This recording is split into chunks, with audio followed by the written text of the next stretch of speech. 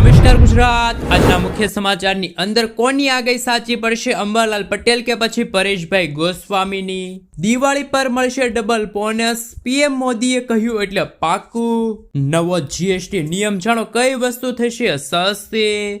પ્રધાનમંત્રી આવાસ યોજનાને લઈને સૌથી મોટા સમાચાર, 1,70,000 રૂપિયાની સહાય મળશે। વિકસિત ગુજરાત ધીરે ધીરે દેવાદાર ગુજરાત બની રહ્યું છે। આગામી દિવસોમાં ખેડૂતોના દેવા માફ થશે।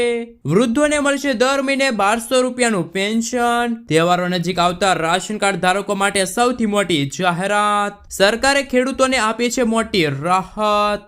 વાહન ચાલકો માટે ડ્રાઇવિંગ લાયસન્સના નવા નિયમો લાગુ। ગુજરાતના મુખ્યમંત્રીની સૌથી મોટી જાહેરાત। 5 રૂપિયામાં મળશે મકાન। બસેરા યોજનાની સૌથી મોટી જાહેરાત। ખેડૂતોને મળશે હવે મફતમાં વીજળી। હીરા ઉદ્યોગમાં મંદીનો માહોલ। ટોલ પ્લાઝાને લઈને ખેડૂતોમાં વિરોધનો માહોલ જોવા મળી રહ્યો છે।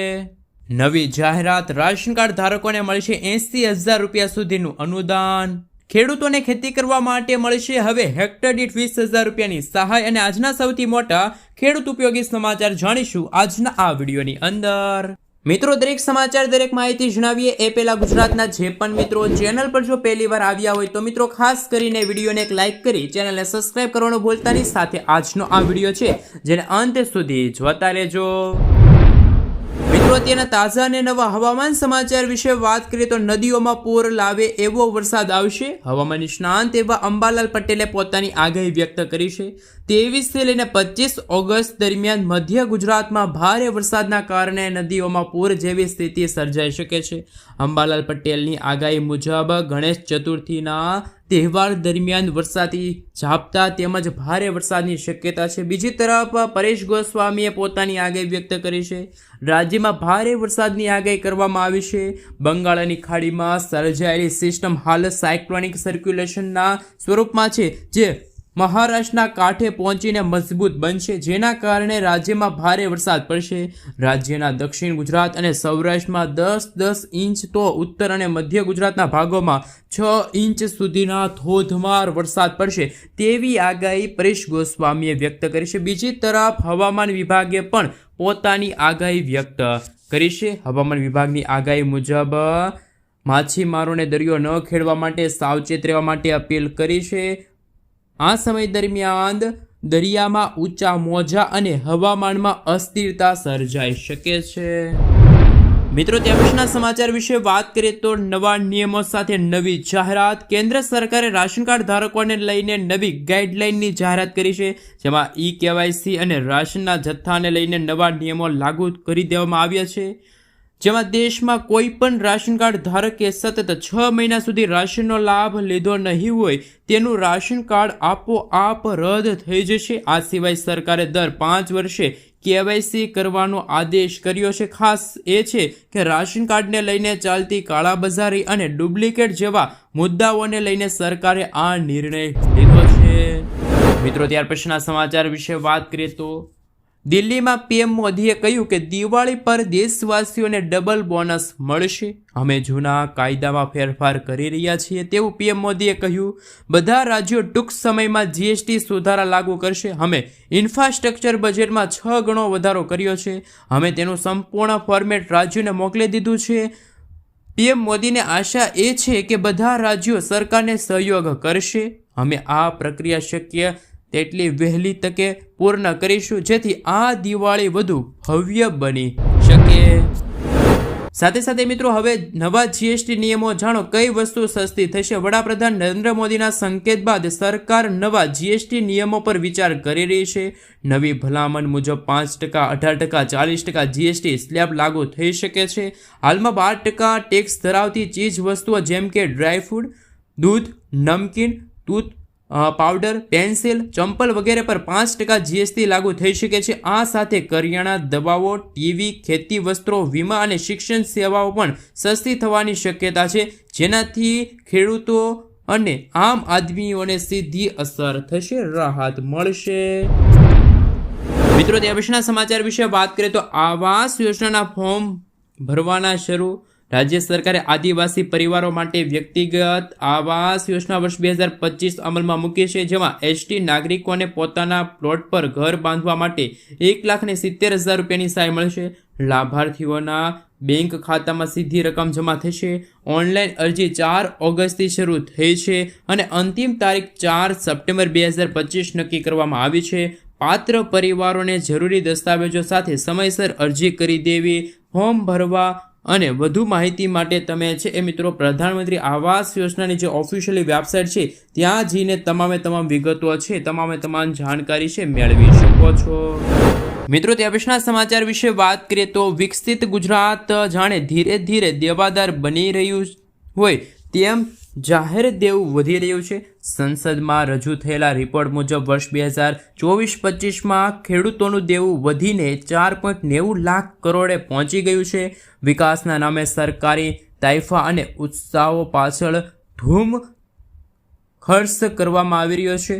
જે રીતે દેવું વધી રહ્યું છે જેને જોતા પ્રત્યેક ગુજરાતીઓના માથે દેવું વધી રહ્યું છે. ગુજરાતનું દેવું વર્ષ 2021-22માં 3.70 લાખ કરોડ રૂપિયા હતું, જે વર્ષ 2024-25માં વધીને 9.90 લાખ કરોડ સુધી પહોંચી ગયું છે.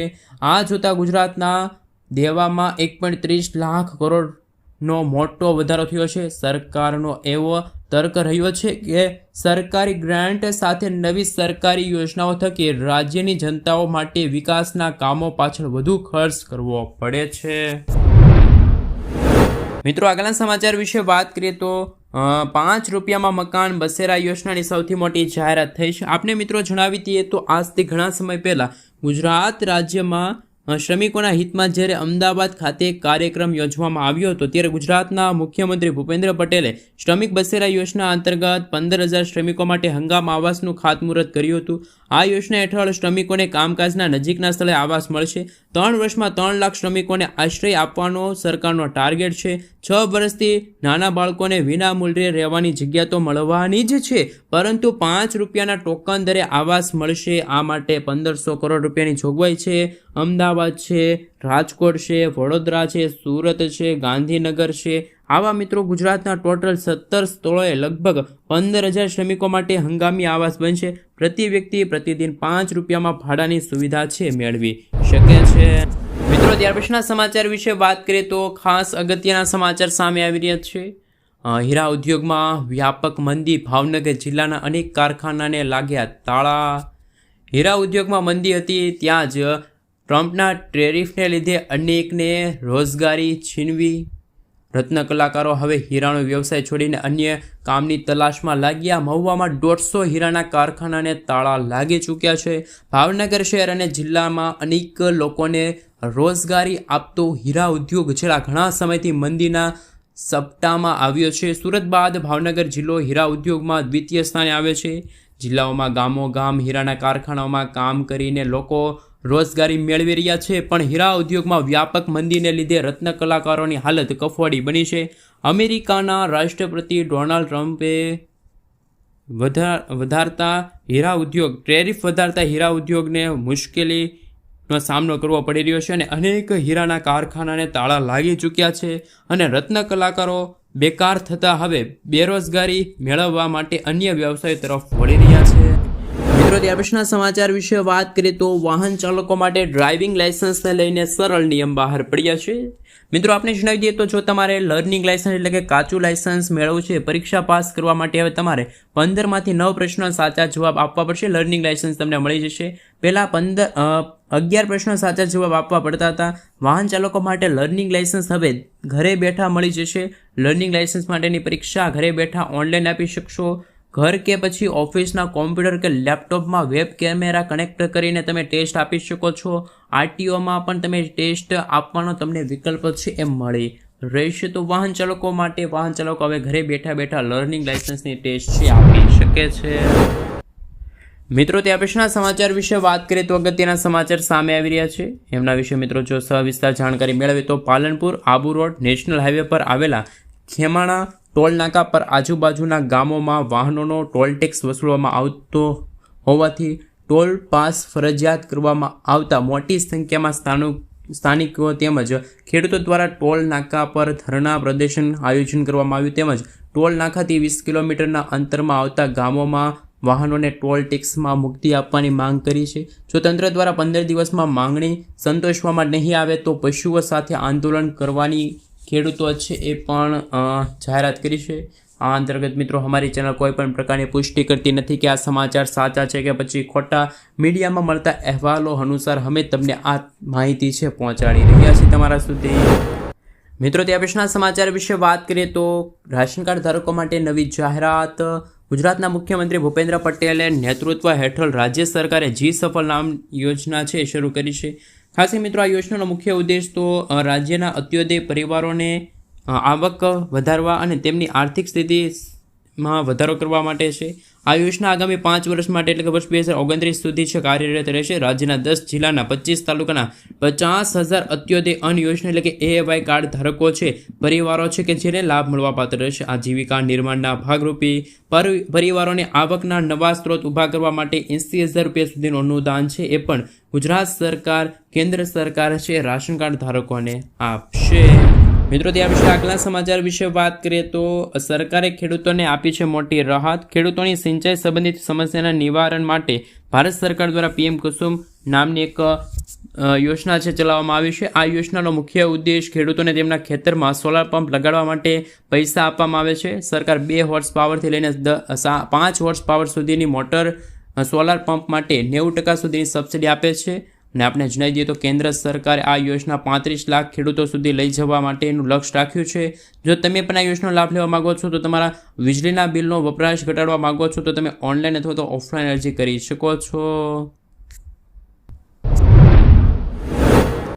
મિત્રો આગલા સમાચાર વિશે વાત કરીએ તો મહત્વના સમાચાર સામે આવી રહ્યા છે.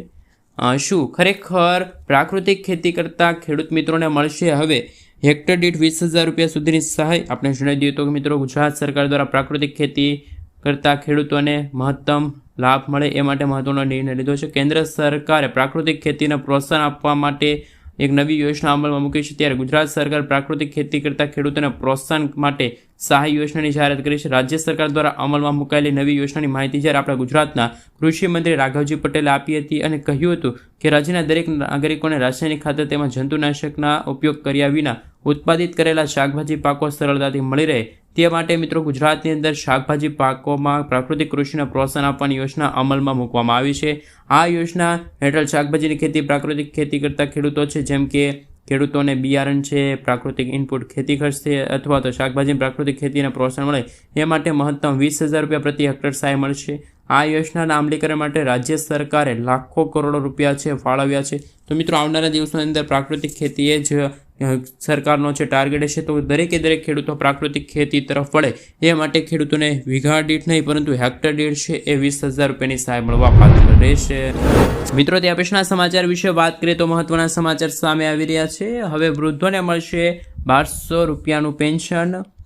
નિરાધાર વૃદ્ધ પેન્શન યોજના આર્થિક આધાર એમને લઈને અગત્યના સમાચાર કે 60 વર્ષ કે તેથી વધુ ઉંમરના નિરાધાર વૃદ્ધ જેમની ઉંમર 60 થી 79 વર્ષ સુધીના છે એવા લાભાર્થીઓને 1,080 વર્ષ કે તેથી વધુ વય ધરાવતા લાભાર્થીઓને 1250 રૂપિયાની માસિક સહાય ચૂકવવામાં આવી છે.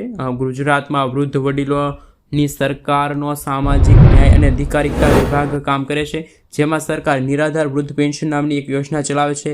પેન્શન પાત્ર લાભાર્થીઓને મહિને છે એ મિત્રો ખાસ 750 રૂપિયા મળશે. 60 વર્ષથી 80 વર્ષથી વધુ ઉંમરના જે લોકો છે એમને 1,000 રૂપિયા જેમાં 500 રૂપિયા રાજ્ય સરકાર દ્વારા મળવાપાત્ર રહેશે. અરજી કરવા માટે ગ્રામીણ વિસ્તારમાં VCEની અને શહેરી વિસ્તારમાં મામલતદાર કચેરીનો તમે મુલાકાત છે લઈ શકો છો.